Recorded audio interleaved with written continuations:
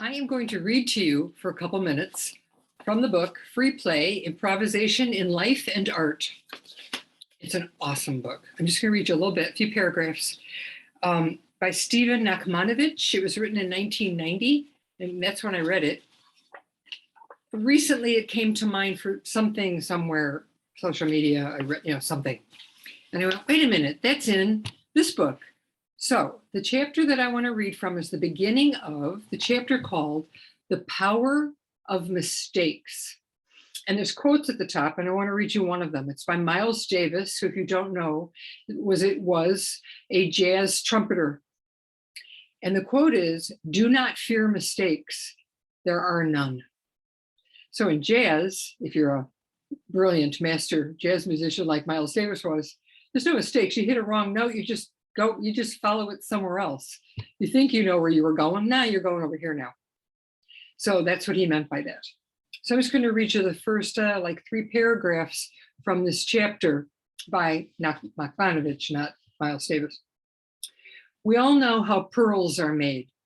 When a grain of grit accidentally slips into an oyster shell, the oyster insists it, secreting more and more of a thick, smooth mucus that hardens in microscopic layer after layer over the foreign irritation until it becomes a perfectly smooth, round, hard, shining thing of beauty.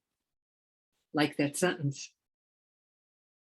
The oyster thereby transforms both the grit and itself into something new, transforming the intrusion of error or otherness into its system, completing the gestalt according to its own oyster nature. If the oyster had hands, there would be no pearl, because the oyster is forced to live with the irritation for an extended period of time. The pearl comes to be. In school, in the workplace, in learning in art or sport, we're taught to fear, hide, or avoid mistakes. But mistakes are of incalculable value to us. There is first the value of mistakes as the raw material of learning. There is first the value of mistakes, as the raw material of learning. If we don't make mistakes, we are unlikely to make anything at all. Tom Watson, for many years the head of IBM, said, quote, "Good judgment comes from experience. Experience comes from bad judgment," end quote. But more important, mistakes and accidents can be the irritating grains that become pearls. They present us with unforeseen opportunities. They're fresh sources of inspiration in and of themselves. We come to regard our obstacles as ornaments, as opportunities to be exploited and explored. Seeing and using the power of mistakes does not mean that anything goes.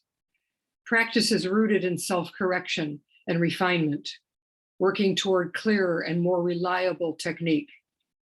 But when a mistake occurs, we can treat it either as an invaluable piece of data about our technique or as a grain of sand around which we can make a pearl. I'm going to leave it there. It's a wonderful book. I recommend it highly. He's a musician, but it applies to any creative art. And I read it for writing. It's just a brilliant book. So I hope that gives you something to think about. There are no mistakes. There are no mistakes. Be easy on yourself. Breathe. I'm Pam Sorellis of Winged Horse Writing Studio, and I help writers lift their voices.